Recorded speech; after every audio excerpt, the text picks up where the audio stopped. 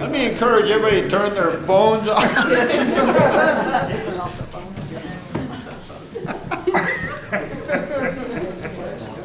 Man, if this is an indication of what class is going to be like tonight, we're in for a long class. It's good to see a good crowd tonight. Got a lot of faces of people back in town. You have been missed. We're glad you made it back safely. Okay, we're going to be in Ecclesiastes, the 7th chapter this evening. Before we get into our Bible study, Chris is going to lead us in an opening word of prayer. So let's bow together as he go ahead and lead us. Dear Heavenly Father, we thank you for another midweek Bible study to come together and worship you and sing praises unto your name, study your word. Dear Heavenly Father, please be with us as we go throughout the rest of this night, that we may be able to push aside all of our worldly troubles, and we may be able to focus purely on your word and do everything that we can to apply it in our everyday life. Please be with us as we go throughout the rest of this service. In Jesus' name we pray. Amen. Amen. Well, Chris's words are appropriate of what we're going to be studying tonight, because these very things help us to cope with the things that we face in and day out. I think what we're going to do is we're going to read well, there's just so much in here. I think we'll just do the first four verses. And why don't we start, James, way back there in the corner. That James, sorry, James Carter. If you and your mom want to read the first four verses, then we'll get into that. A good name is better than precious ointment, and the day of death than the day of birth. And it is better to go to the house of mourning, or to go to the house of feasting. For this is the end of all mankind, and the living will lay it to heart. Sorrow is better than laughter, for by sadness of face the heart is made glad. The heart of the wise is the house of mourning, but the heart of the fool is the house of mirth. All right, we're going to go down through the first 10 because of the question I had was based on the first 10 verses. And so we'll just keep going. Chris, let's just jump up to you, and we'll keep going. Verse 5. It is better to hear the rebuke of the wise than for a man to hear the song of fools. For like the crackling of thorns under a pot, so is the laughter of the fool. This is also vanity. Surely oppression destroys a wise man's reason, and a bribe debases the heart. The end of a thing is better than its beginning. The patient in spirit is better than the proud in spirit. Do not be quickly provoked in your spirit, for anger resides in the lap of fools. Do not say, why were the old days better than these? For it is not wise to ask such questions. All right. Man, I mean, all of us just are identifying with so many of these phrases that are found within here that we have discussed in times past and even in sermons. The first question I had was list the things that are better, and of course I'm going to ask you, why are they better? Well, let's look at a few of these. A good name is better than precious ointment, and the day of death than the day of one's birth. Any particular reason why those are better? Why are they better? Cam? Well, the second one, the day of one's birth. Death is better than birth is because it's the way you, in this life, that serving God than the way you came into it. That you would die serving God. Well, yeah, I can see that, but I think it's also the idea that it conjures up there is like, okay, how many of you guys want to go back to grade school? Done that, did that, don't want to go back. We've already done that. And so the whole idea of death is better than birth is you've already done it all. You've already faced it all. You don't have to go back. Nick, E. Well, there are the other verses that talk about, the stillborn child is better off than the man who never sees, than the man who lives all this time and doesn't see joy. And I think that's kind of what that's talking about. Like when you die, you get away from all of the sorrow, all of the toil and the stress and the burdens of life. So it's better to end it than it is to get into all of that. Yeah, I got to tell you, from a Christian standpoint, maybe not so much the non-Christian, but from a Christian standpoint, I mean, I know we cry at funerals, and I know it's sad because we have to say goodbye to them. But from a biblical standpoint, we're crying because, man, they're the lucky ones. They don't have to put up with what we got to put up with. they're finished. They're finished. And hopefully that they were faithful in the Lord when they perished. What do you think about the idea of a good name is better than precious ointment? Mark? Get the idea, once you use the ointment, it's gone. For a good name lasts. That's exactly what it is. And it's a continuance of it. And that's what you and I want. You don't want something that's temporary, okay? And that's why he talks about the idea of that which is better. And he's going to get into that a little bit later too. Better to go to the house of mourning than to the house of feasting. If you had a choice, which one would you go to? Let's go over here. They're mourning. We want to go over here. They're having a party. Which one do you want to go? But why is it better? Why is it better?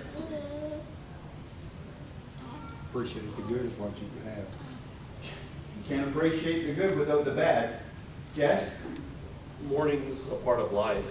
I feel like if you're always going to the place of joy and stuff, you're trying to escape the reality of life, and you need to deal with life as it is. That's exactly right. There's the benefit. Mark? You also experience what those that are mourning people just going through. The loss of loved one, whatever, you get to experience that and to help comfort them as well. That's exactly right. That's something that's genuine, that can be helpful, that can be useful, that can be lasting. When you go to the house of mourning, when he says it's better, because there's something that's useful, something good comes from that. If you're going to talk about something better, there's got to be something good to it. And that's why even Jesus talked about, blessed are those who mourn, right? Because, there are things that you and I understand because we can be sympathetic. And again, it helps us to appreciate what we do have because of those times. He also went on to say, for that is the end of all men, and the living will take it to heart. Again, this whole idea, the living will take it to heart. I think it gets back to what Mark was talking about, is providing comfort. Again, he kind of repeats it in verse 3. Sorrow is better than laughter, for by a sad countenance the heart is made better. Sorrow is better than laughter. Why is that? I mean, I know we got brethren here, we like to have a good laugh. It's good to be cheerful and be happy. Why is sorrow better? I think one, it affords you the opportunity to console somebody. Right? Okay. Somebody's laughing, you're not going to be so serious about life. What do you guys have to notice? Why, what is it you can say about most comedians? A lot of them cover up hurt. A lot of them cover up hurt. That's how they cope with their hurt, is that they just want to laugh and laugh and laugh. You're never really dealing with what's going to be there. What sorrow does, it helps you to heal. To always wanting to escape that. A person that doesn't want to be sober-minded, doesn't want to think about those things, doesn't want to think about death, that he talks about in this chapter also. That's not good. That's not wise, because the reality comes around. The part where it talks about by sadness of the face, the heart is made glad. It makes me think about how, sometimes I just really need a good cry. You can go find a really sad YouTube video or something and make yourself have a good cathartic cry. And then you feel better after that because you just had that release of emotions. And that's You really kind of do. what that brings You really to do. mind for me. Just type in YouTube, sad ending to movies. Do it. Seriously. And it works wonders. Or soldiers coming home, surprising their kids. But again, there's truth to this. This isn't it's like, well, if you want to do that, that's fine. People want to escape reality all the time, and they don't understand that there is a healing process here. And this is why we tell people when they lose a loved one, go ahead and cry. That is the best thing that you can do when you're hurting. You don't, I know dads, we tell them, get up, be a man.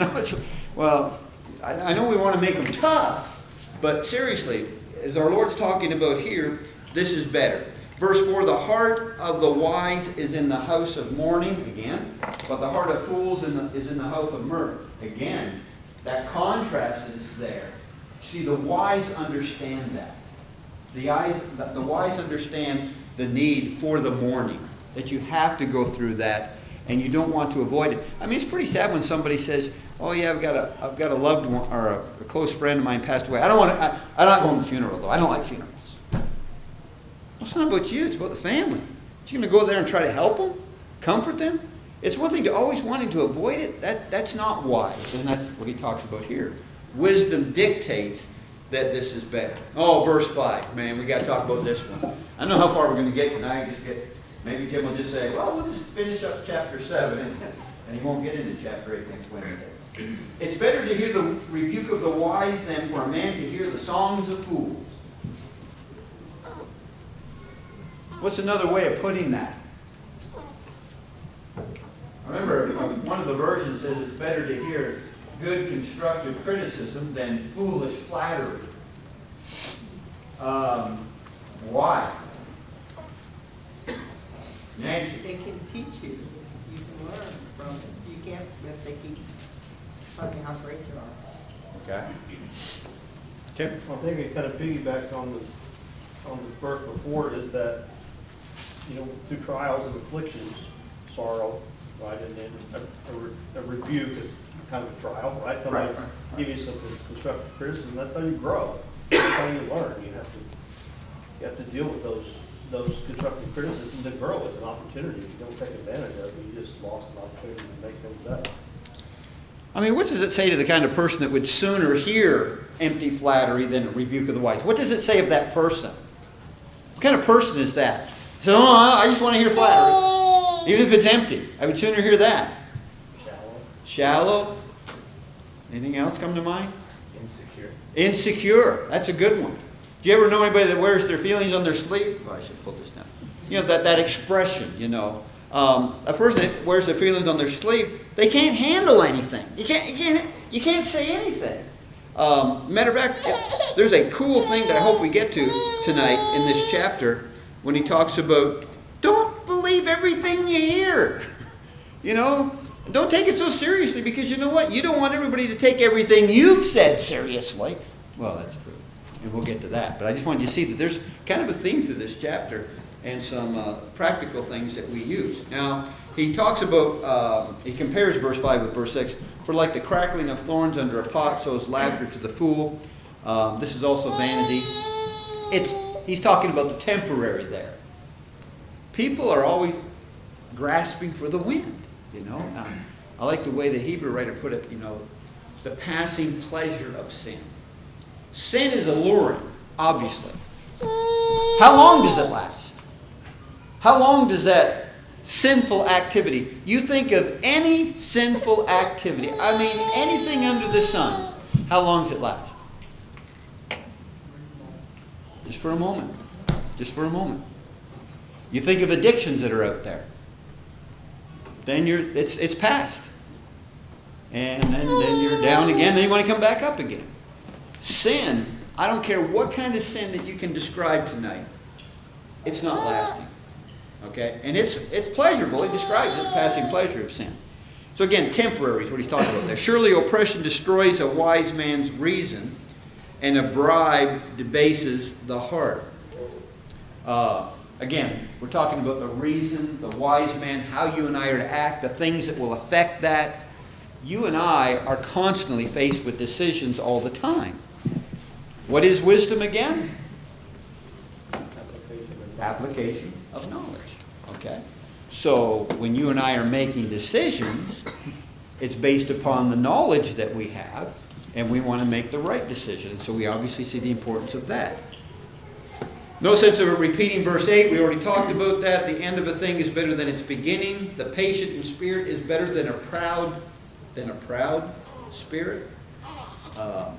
When I read 8, 9, and 10, I give this idea of staying calm. Do not be hasten in your spirit to be angry, for anger rests in the bosom of fools.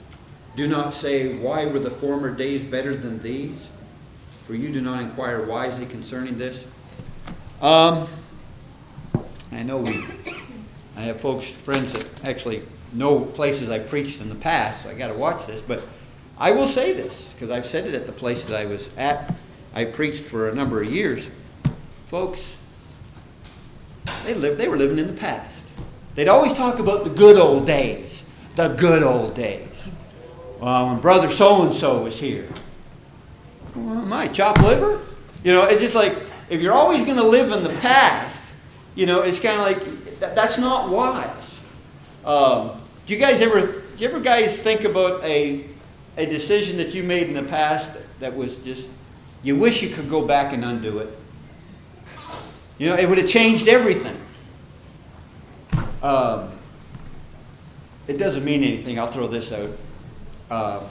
If we hadn't moved, our house today is worth over $1 million. But I just throw that out. So if I lived in the past, if I didn't move 9 years ago, we checked that house on the internet, it's over $1 million. It's $1 million house now. It's $1 million. I'd be sitting pretty easy. But if I'm going to get stuck in the past, what will that do for me?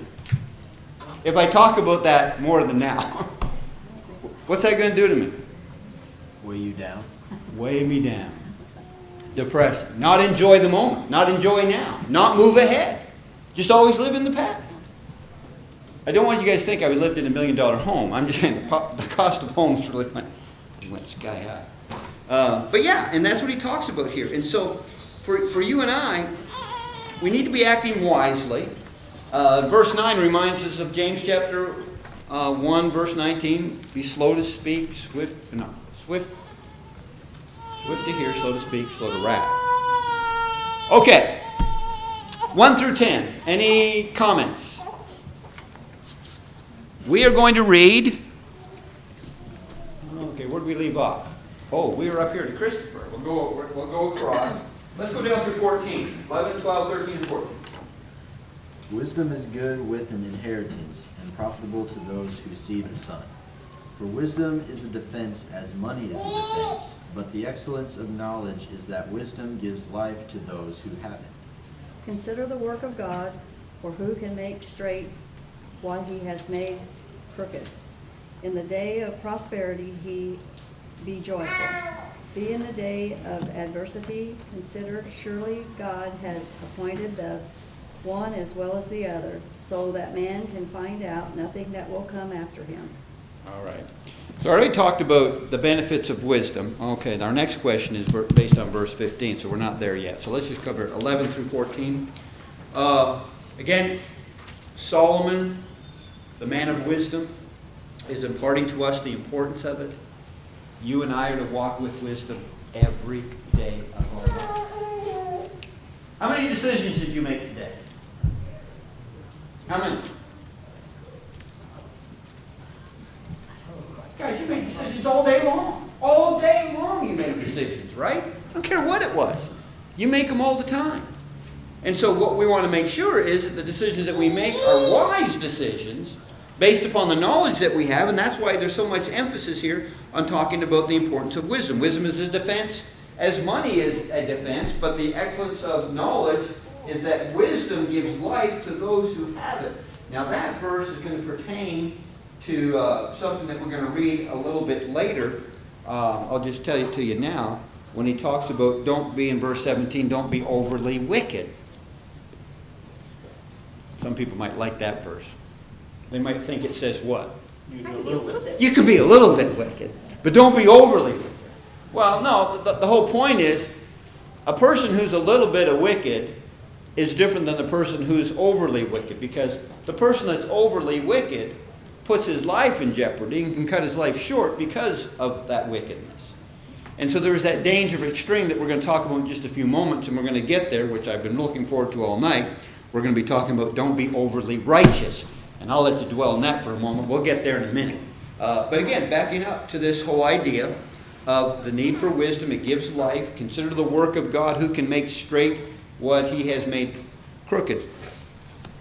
The verse I like here is the wisdom of understanding what you can't change. That reminds me, what's that saying? Give me the... And accept the things that I can't, and to know the difference. Okay, something along those lines. All right. Yeah, we want to understand what we can't know and leave it at that. I mean, man is continuing to seek. What do you think of the odds that space exploration, they're going to find the end? What do you think? Do you think they're ever going to find the end? No. It's not like the Truman story, like, boom, you're not going to hit that wall. Man doesn't like the idea that that he doesn't know certain things, so that's very frustrating for man. We, on the other hand, wisdom says, there's stuff that I'm never going to know. I don't care. There's stuff I can know. It's kind of like the person who says you're a know-it-all. No, I don't know it all, but I know where all the information I need to know is found. It's right here. And so again, talking about man, in the day of prosperity be joyful, but in the day of adversity consider. Surely God has appointed the one as well as the other. That reminds me of the law of averages. What do I mean by the law of averages? Do you know what I mean by the law of averages? Except the good with the bad. Except the good with the bad. Not only what goes around comes around, but everything balances out. You have a lot of bad things happen, a lot of good things can happen. The rain falls on the just and on the unjust. And that's what he's basically talking about here. So that man can find out nothing that will come after him. Man has to understand this if he's going to grow. He has to understand his limitations. Now, since a question is based on verse 15 here, it says, I have seen everything in my days of vanity. There is a just man who perishes in his righteousness, and there's a wicked man who prolongs life in his wickedness. Man has always struggled with this concept. What is the concept? What basically it is? Bad things happen to good people, And- good things happen to bad people. Okay, so why has man struggled with that? Amy? Because we're taught from a young age that everything has to be fair. You're right. I mean, in school, that's what we always talk about, and kids are like, oh, it's not fair. That's exactly right. When you ingrain that in people that, things have to be fair, so good things need to happen to good people and bad things need to happen to bad people. That's the way it's supposed to be all the time. Who said that? Man struggles with that, Nikki. I think we also are culturally kind of inundated with the concept of karma.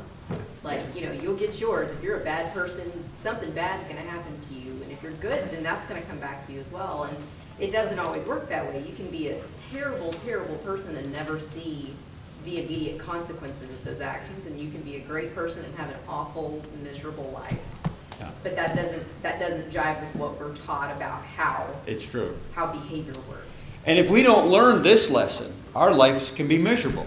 I'm telling you, our lives can be miserable. And then envy and jealousy enters in. Like, well, why is that happening to him? And why doesn't that happen to me? And life's not fair. Like Amy was talking about. You raise children to think that way. And of course then you have the attitude of entitlement. Mallory? Well, I think, looking back, it's not so much that we're purposely trying to raise our kids that way or that you teach that way, but you're trying to teach them, like, you're supposed to be nice to people. And, later on you explain to them, the long-term ramifications of being nice to people, but they're like, oh, I'm supposed to be nice to people.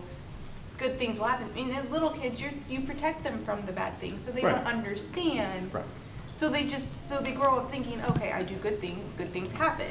So I don't know how much of it is like you teach them like good things are going to happen to you, as much as you're trying to just teach them to be a good person, but you protect them from all the bad stuff until they're old enough to kind of understand it all. But by that point, they've started developing their own concept of what fair and unfair is, and it's just like this really hard battle to kind of like balance it all. Well, there's so much found in the scriptures on this particular subject, guys. You can talk about the fact that the Bible speaks about blessed are the peacemakers. And I'm thinking of Romans 13 popped into my head. If you're going to be a good, obedient citizen, do you have to fear the government? Basically, are you afraid of the policeman?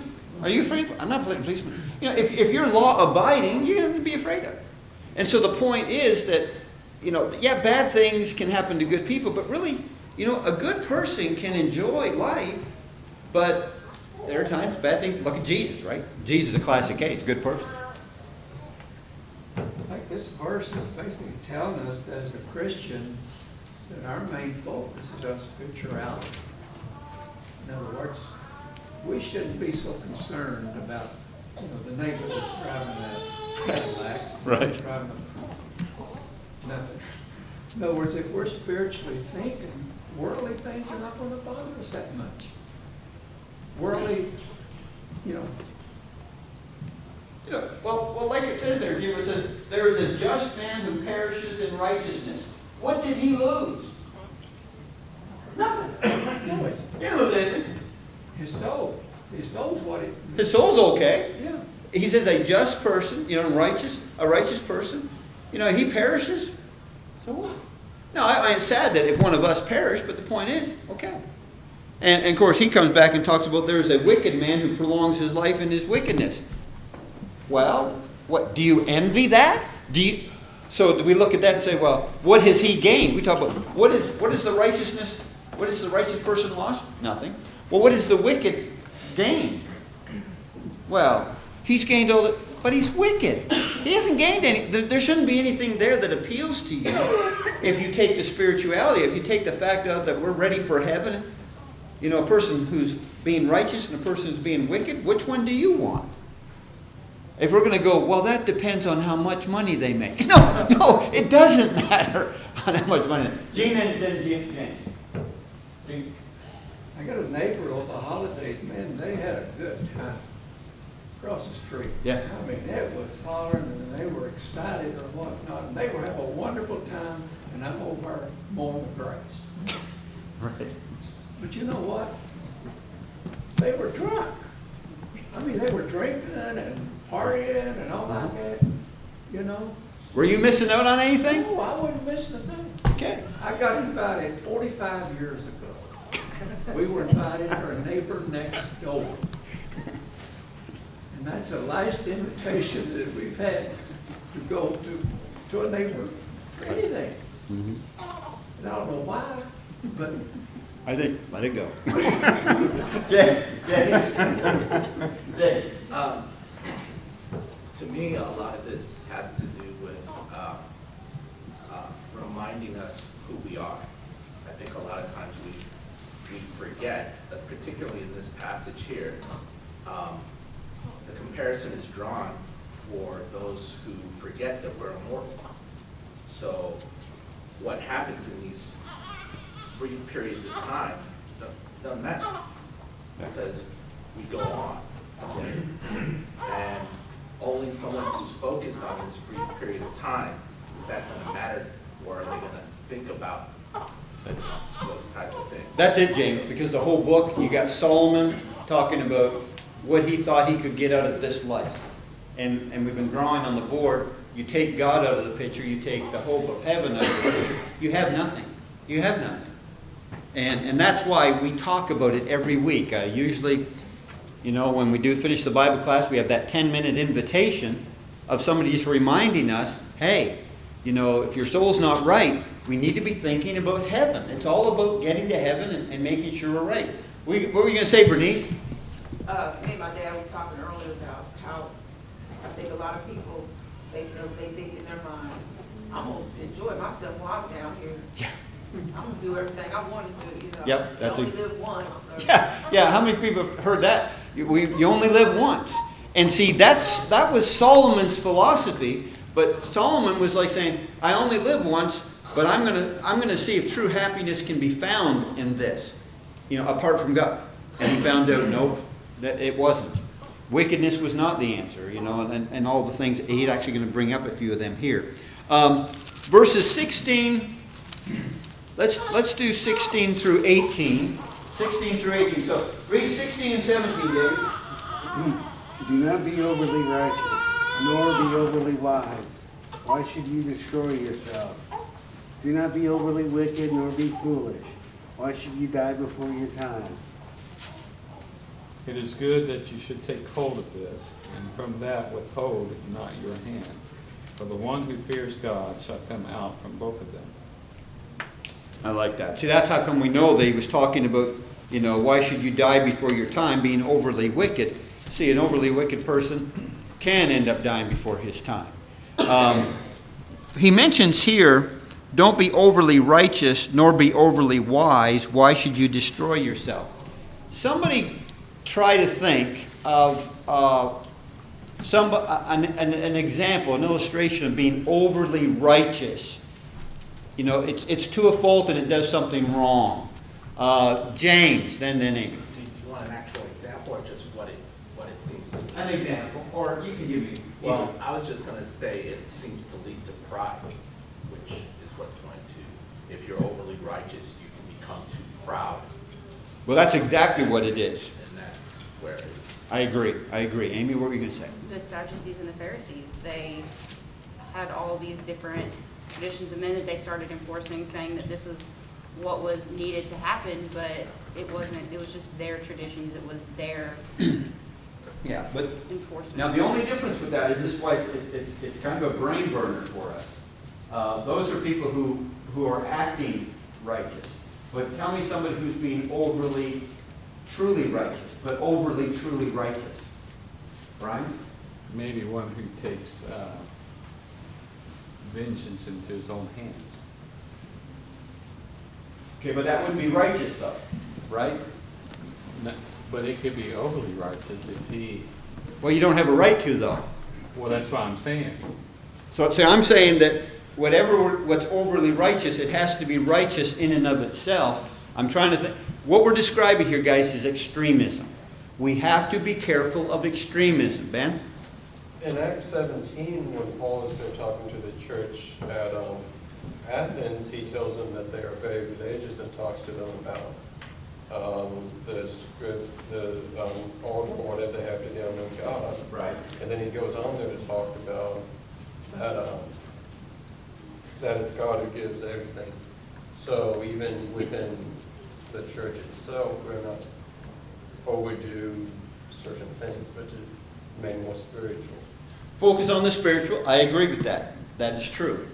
You know, there are times when we have conviction on what is right and what is wrong. And I was trying to think of today an example of areas where you can be overly righteous, and I think, what are you going to say, James? Well, I was just thinking, would an example of what you're looking for be where you're so righteous and convicted that you can't exercise tact, you can't exercise good judgment to prevent from pushing people away from the church, or making them not want to come to God? Yeah, that's exactly right. That's exactly right. 2 hands at the back. I was going to just similar to that. It was just that it's an absence of love in the things that you do as well. You just go strictly by the book and forget that people are human and that God showed us love as well. Yeah, and I think there's that pride, that arrogance that you're talking about. It makes me think of communities like the Amish or Mennonites or things like that, where they are so hard line on everything. Like, you know, their modesty standards, while not wrong, are legalistic and extreme, and, you know, things like avoiding certain types of technology because those are somehow inherently evil because they're advanced. Exactly. And it's taking that righteousness to a level that the Bible doesn't say is necessary. Exactly. And I think you guys can start now to think of a lot of different examples. You know, you can respect conviction. You know, somebody might come up to you and say that, well, I don't have a radio because there's some bad stuff that comes across those airwaves. Okay, that's good, all right. But you're going around telling everybody how wrong it is because they have a radio. You know, that's evil. You know, and I think that overly, and I knew a friend, and I loved him dearly, but it could be dangerous. But you talk about what you guys were just illustrating. You almost got whiplash when you drove in a car with him. Because you talk about being, if I could use the term overly righteous, is that when you were in a car with him and it said 55, it was like, and when it said 35, you know, like it was like 35 and 50 immediately. I mean, within a second, you had to stop because that's what the sign said. And, you know, don't worry about the guy that's falling behind you, you know, and hit you. But the point is, we have to be mindful of using wisdom. What would you say, Tom? I think we could also, you know, overly emphasize some of the elements of worship. You know, we could say the Lord's Supper is so important, but we're going to need to cut out some songs because we don't, you know, it's going to take extra time. So let's sing one song, but this is so much more important than that, or something like that. You know, it's true, because you can become to the point where actually you are shutting doors, you're not reaching the lost anymore. You become so self-righteous, right, in the way that we act about certain things, obviously, it's nothing wrong with being righteous, obviously, but he's talking about extremism here and the dangers of that, and we need to be aware of it. And he also went on to say, it is good that you grasp this. I like that, verse 18. You know, you're not writing this stuff for the fun of it. It's good that you grasp this, and also not remove your hand from the other, for he who fears God will escape them all. You see how he's bringing God into the picture, and that's what we need to be mindful of within all of this. The problem comes, guys, with you and I, the decisions that we make when we don't consult the Lord. What's he say? Does he have anything to say about this? The decisions that you make. And, you know, it doesn't tell me what job to have in here. But there are fundamentals that I could consult him about, right? He didn't tell me which man or woman to marry. He didn't tell me that. But there's some fundamentals here I should keep in mind. I mean, the point is, fear God. Have him part of it. 19 through 22. I don't know how far we're going to get. Wisdom strengthens a wise man more than 10 rulers who are in a city. Indeed, there is not a righteous man on earth who continually does good and never sins. Also, do not take to heart everything people say, lest you hear your servant cursing you. For many times also your own heart has known that even you have cursed others. All right. Danger of the tongue. Have we ever said anything to our mate or a friend about somebody else? Ever. Have you ever said anything? Have you ever had a panic when you send an email and I went in and said the wrong person? You know, there are things that you say, well, I really didn't want them to hear that because I didn't really mean it the way it sounded. Okay. But what about you? Do you jump to conclusions? You know, it's like, every time somebody says something, who said that? You know, who said I'm sensitive? I hate the idea that they think I'm so sensitive. That really bothers me. That was a little Barney Fife imitation. One thing I hate is people saying I'm sensitive. I saw a hand over here. I lost it. He is telling us these fundamentals that helps us to get along with one another.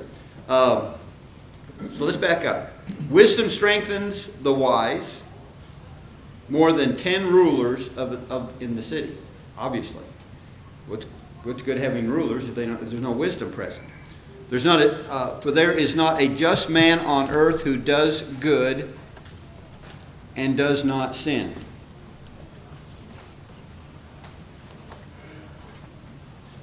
What? Al? Well, mine says who continually does good and who never sins. Yes. So I think those two words in there kind of help Yes. Explain it. Like, when you get tired, you end up saying things or doing things that they may not be bad. They just may not be like the best of you. And, you know, or tired or whatever's going on. You could have other things on your mind and someone could say something to you and you're not focused on what's going on and things happen and it's not an excuse for it. That's just how we are created. We're created to really only be able to focus on one thing at a time. And especially today, there's a million things going on. You can't always be on top of your game 100% of the time. Well, that's 1 John. 1 John. If you say you have no sin, you're a liar and the truth's not within you. Everybody in here, you've never said anything that you regret, right? You've never said anything, you know, if we put up here on the wall everything that you said this past week, you good with that? Every word, you're good with that. Anything you said about somebody else, you're good with that. You say, well, yeah, I'm good with that. Well, good. I'm not trying to put you down. I'm saying that's good, but I'm stressing James chapter 3. He says the tongue, nobody can tame this. Now, that's not an excuse, mind you. We're not to sin, all right? But he's talking about how dangerous the tongue is and how easy it is to say things that we shouldn't be saying. But I like the fact that within this, he talks about do not take to heart everything people say, lest you hear your servant cursing you. I know... how to put this? You know, you can go crazy worrying about what everybody thinks about you, what everybody says about you. I remember a friend of mine in Benton years ago said, Chuck, if you only knew, I think if people knew how little people even thought about them, they would probably be upset. You're worried about people talking about you. They're probably shocked to find out how little they do talk about you. There's probably some truth to that. But people worry so much about that, and they hear something. And if you hear something about what somebody says, could I say to myself, hey, Chuck, guess what I heard the other day? Somebody said about you, what? I go, well, they're probably having a bad day. Would I say that? Well, they're probably having a bad day. It happens. I know they care for me. Would I say that? Or would I lose it? Oh, Chuck, like you've never said anything. You're Mr. Perfect. Learn this. That's what he said here. They're cursing you. For many times also your own heart has known that even you have cursed others. You've said things. So don't act so self-righteous or so, everybody's against me and I've never done anything like that. Really? You've never done anything like that. Again, we're not making excuses for sin here. He's not making excuses for it. He's just trying to help us to cope with life and remember as Christians how we ought to act. All right?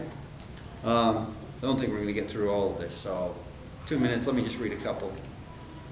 He says, all this I have proved by wisdom in verse 23. I have said, I will be wise, but it was far from me.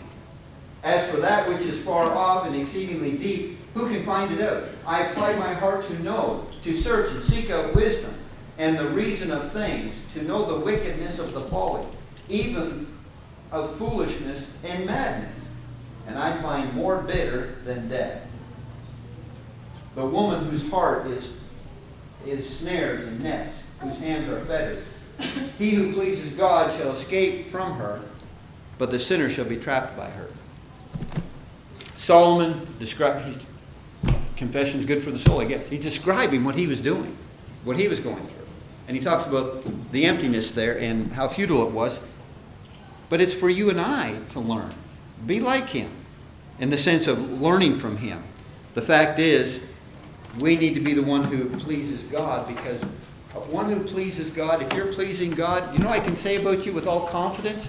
If you are pleasing God, you are walking with wisdom, because you are escaping the snares of certain individuals that want to pull you down.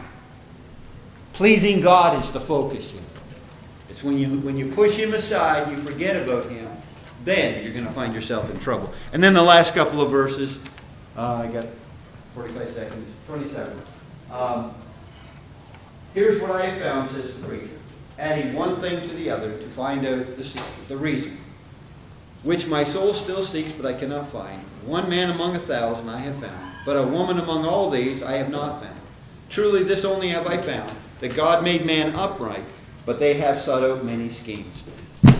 Verse 29 summarizes it all. God made man upright. Why is there so much problems in the world? It's not God's fault. Man seeks out these schemes, these evil ways that he's talking about. It's not God's fault. So, again, ran out of time. But good discussion. Appreciate your thoughts. You got the question sheets all ready for chapter 8. Lord willing, next Wednesday, Tim will be leading that discussion, so come prepared to participate.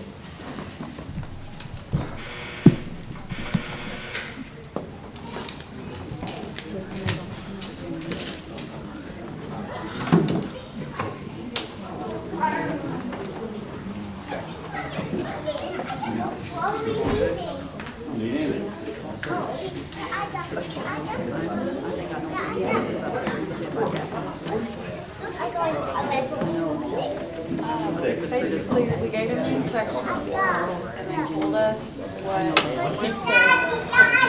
And one of the things was the fire and the channel. They wanted that line because the water heater basically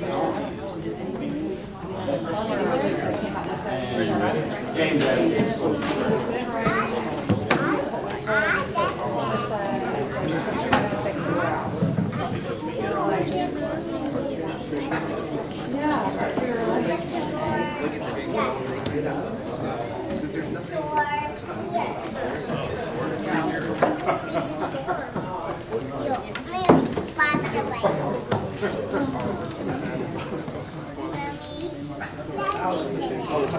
He's my middleman.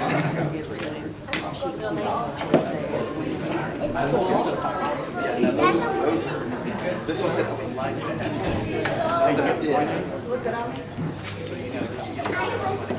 You're They tried to say that they were gonna keep it. Oh, we know. We didn't agree to fix everything. If you would, take your song books and mark number 208.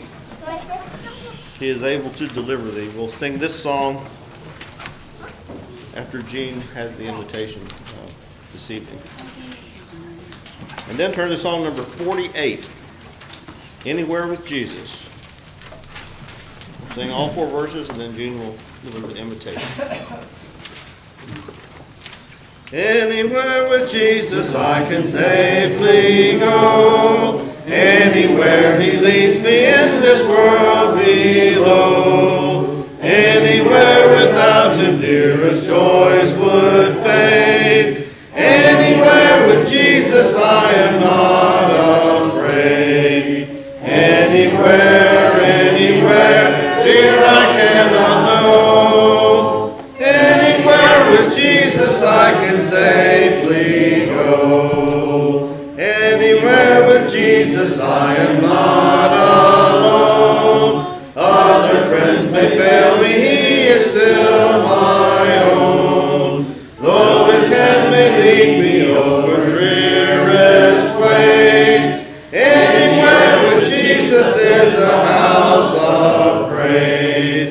Anywhere, anywhere, fear I cannot know. Anywhere with Jesus I can safely go. Anywhere with Jesus over land and sea, telling souls in darkness of salvation free. Ready as he summons me to go or stay. Anywhere with Jesus when he points the way.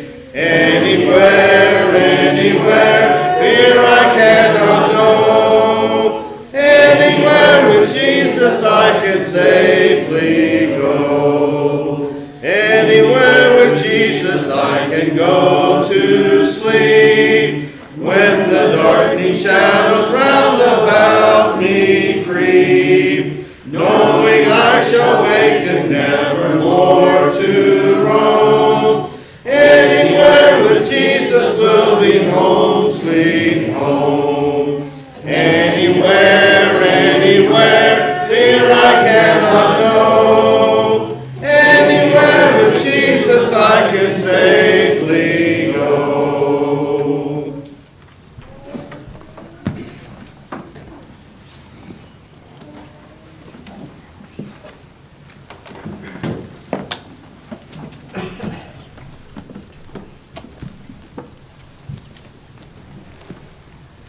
If you would, turn to chapter 1 of Colossae. Number 1, Colossians.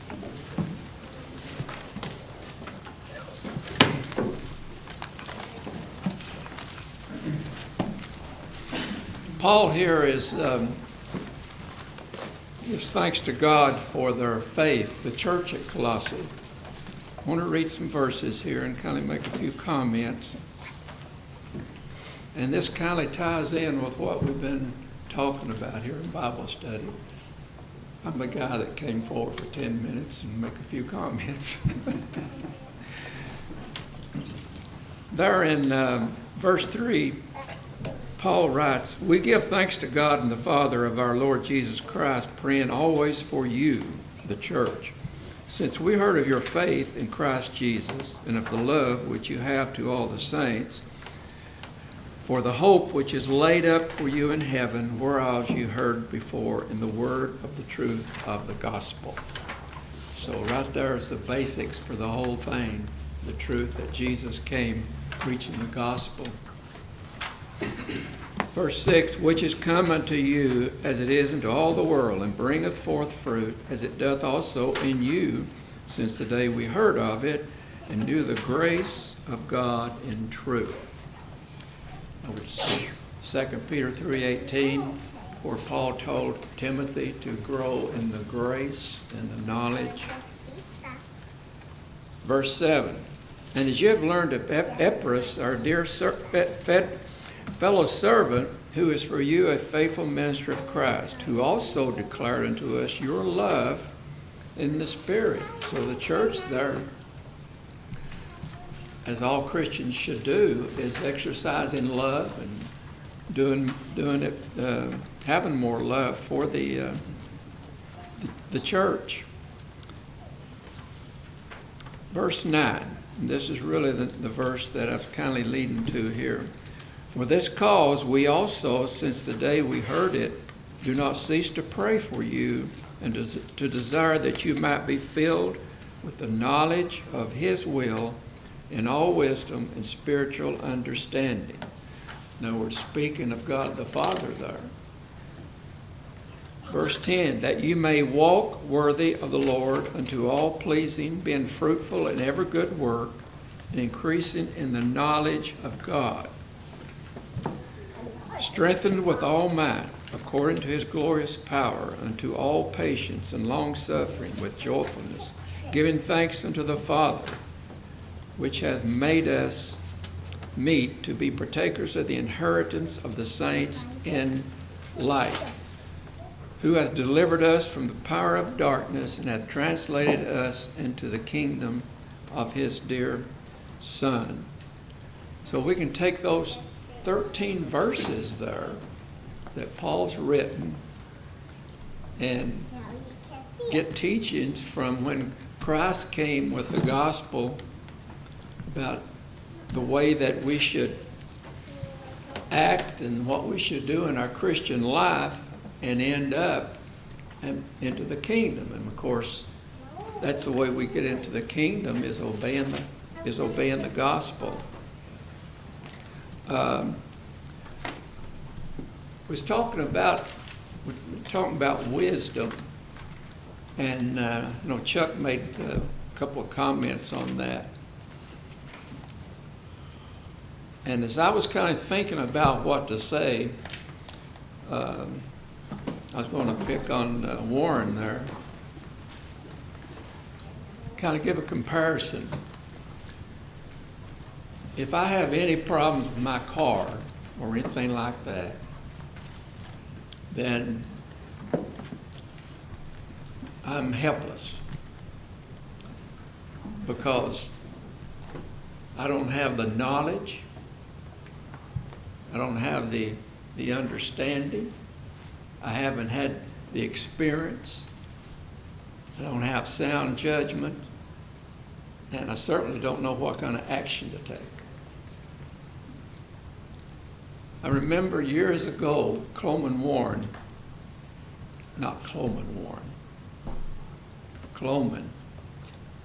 at Northwest. What's his first name? Cloman. He called, he's going to put brakes on for me in my garage. So he called about, I think it was about 8:30 or 9 o'clock. He said, "You ready to put the brakes on?" And I said, "It's 9 o'clock. Well, that's okay." So he comes over and he starts pulling the parts off, and he's laying them on the side. And he kind of wants to harass me a little bit, and he says, where does that go? Where does that go? And I said, "Now don't do that." I said, "You know exactly what you're doing." I said, "I don't know what you're doing." So basically what I'm saying is, I have no wisdom as far as why my car won't start, or I have to crank it 3 times to start it. I have no wisdom at all. So in spiritual matters, and that's the important thing, we get our wisdom by the Word of God, and the knowledge and the consistently studying that as we do here and have tonight. And then understanding it. If we don't understand it, we get points and somebody will say something and you'll say, oh, no, that's what that means. And how many times have you heard a lesson presented scripturally in a way that put more light on it than you had heard the lesson before? And that's because of the presentation. So it's important that, as Paul wrote to Timothy, that we grow in grace. That's a favor. And more we grow, our faith increases. And the better Christian we are, then I would say that we're more in favor and we're doing what God says. So we're to grow in favor and knowledge. If you don't do that, then what happens, there's a good possibility that you will fall away. A lot of people will get frustrated. They'll talk to someone and they say this, and they talk to somebody else and they'll say that, and get confused. But each one of us individually should study and come to the truth. And that way, because our salvation depends on that. In 1 John, the 4th chapter, and the first verse, it warns us that many false prophets and teachers have gone out in the world. And I doubt there's been very many more than there is today of what we experience.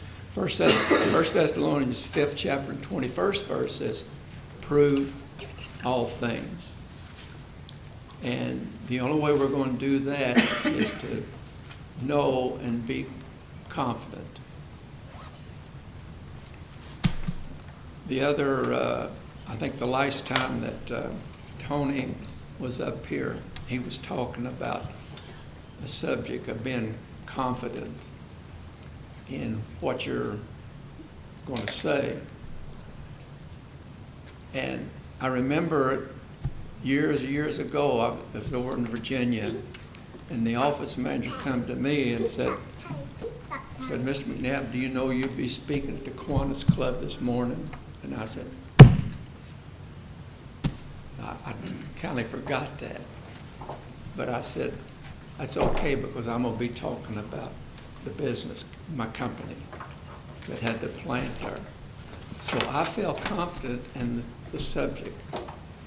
And if we feel confident about the Word of God, because of the time that we've studied it or whatever, then we're going to be able to discuss it. So let's keep that in mind.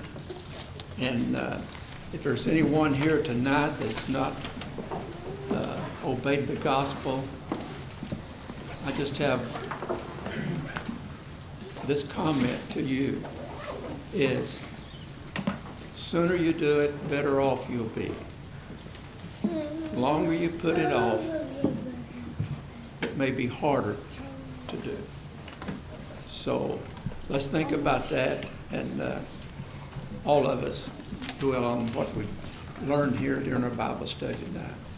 We stand and sing.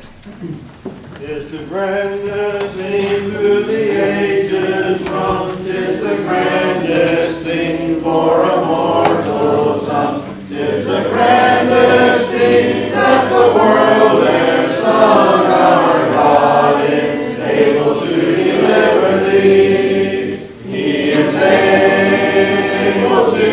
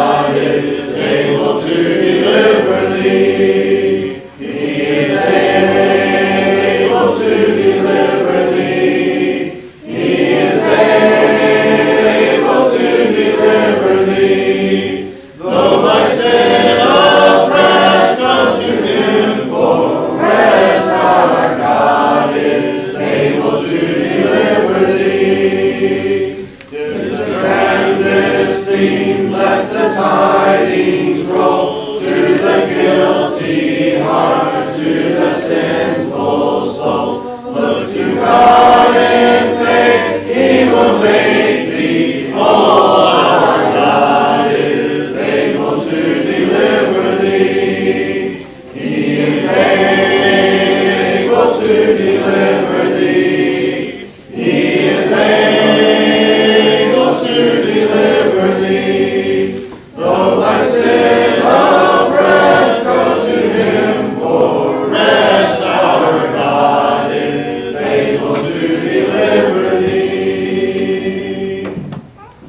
Thank you, Gene, for his words and the invitation. And thank Chuck for the lesson and the adult class, but also for all the teachers who prepared for the lessons for the children. We just don't want to take granted ever the effort that it takes to teach and to participate as well. So just thank everyone for being here this evening. As Chuck mentioned, we've got a lot of people who've been gone who are back, and now we have some people who are going to go and take their place at Gene.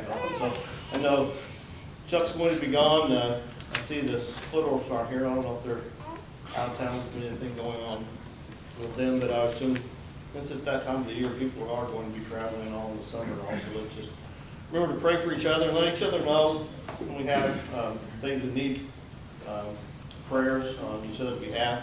And let's continue to pray for the affected parents. And I think we have one hand back there. Speaking of which, an update is that we'll be having the boy, keeping with the trend. Okay. So I think we have two more boys confirmed. So every child being born right now is a boy. Dan is heading to Finland, a lot farther than where I'm going. Ah, that's right. So Chuck's going to Virginia and Dan's going to Finland. So I almost been there and done that. So let's continue to pray for each other. Anybody else that I think, James, you have the closing prayer? Dan? Dave's told me he's working tonight, that's why he's not here. Okay. James, if you would please just word for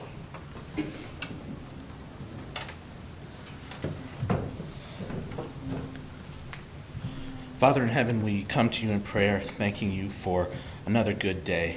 A good day meaning a day that has had challenges to help us grow and be stronger, or that has given us a break from those challenges.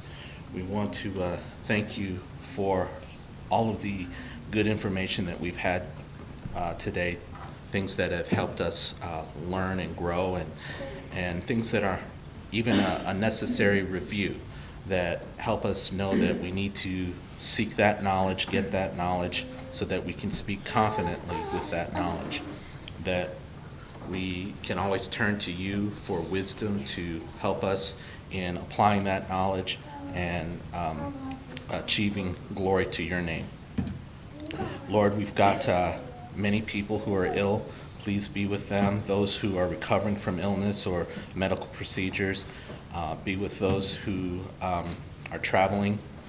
Be with our expectant mothers and the families of those who are expecting. New changes are underway, and help them to be able to make those transitions seamlessly. Help us also to remember that we're a family, that we can lean upon each other for help in any time of need, or not just in times of needs, but in times of celebration and joy. Thank you for all of the wonderful things that you have given us. Go with us throughout the rest of this week. Help us to keep you first and foremost in our thoughts and minds, to seek out your counsel, and also to praise your name. Through Christ we pray. Amen.